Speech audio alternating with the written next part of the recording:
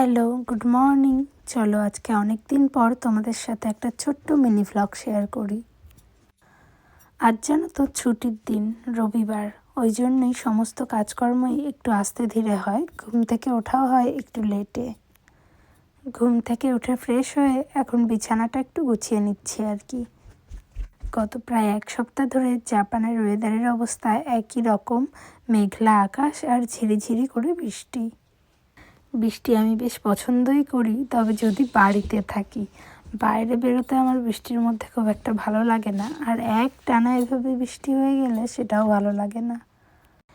বেশ কিছুদিন আগে কাজ থেকে ফেরার পথে একটা কর্নার শেলফ আনি, তো সেটা সেট করব করে করাই হচ্ছে না। আজ ছুটির দিন আছে, চলো সেট করে ফেলি।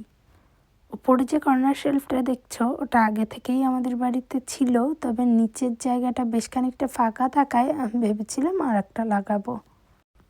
সকালের ব্রেকফাস্ট অলরেডি আমরা করে নিয়েছি, এখন গাছে জল দিয়ে চলো দুপুরের রান্না তোড়জোড় করি।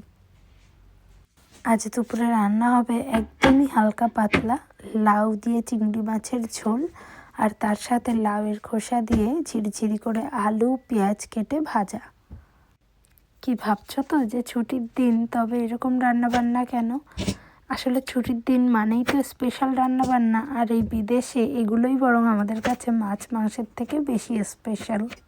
কিছুদিন আগে আমি একটি ফেসবুক পেজ থেকে একটি লাউ অর্ডার করেছিলাম। আসলে আমরা দুজন মানুষ তো, ওই জন্য একটু ছোট দেখেই করেছিলাম যাতে নষ্ট না হয়। লাউয়ের গঠনটা একটু কেমন ছিল বটে, তবে লাউটা ভীষণ ভালো এসেছিল, ভীষণ ফ্রেশ। তাই আমি একদমই টাইম ওয়েস্ট করিনি, যেদিন এসছে তার পরের দিনই আমি এটাকে রান্না করে ফেলেছি। রান্না বান্না কমপ্লিট করে আমরা বসে পড়েছিলাম লাঞ্চ করতে। আমাদের দুজনেরই বেশ ভালো লাগলো জানেন তো, অনেক দিন পরেই লাউয়ের খোসা ভাজা আর এই লাউ দিয়ে হালকা পাতলা তরকারি খেতে। আমরা না কিছুদিন আগে বাড়িতে গিয়েছিলাম, প্রায় অনেক দিন পর আমরা বাড়িতে গিয়েছিলাম, আর বাড়ির থেকে অনেক কিছু মায়েরা পাঠিয়ে দিয়েছে। তার মধ্যেরই একটি হলো কুলের আচার। তাই ভাবছি খাওয়া দাওয়া সেরে একটা বাটিতে একটু কুলের আচার নিয়ে তারপর আমরা উপরে যাব।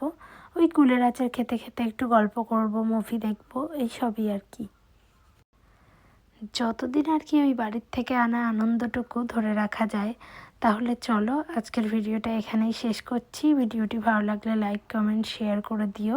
আজকের মতো বাই, দেখা হচ্ছে আবার পরের একটা ভ্লগে।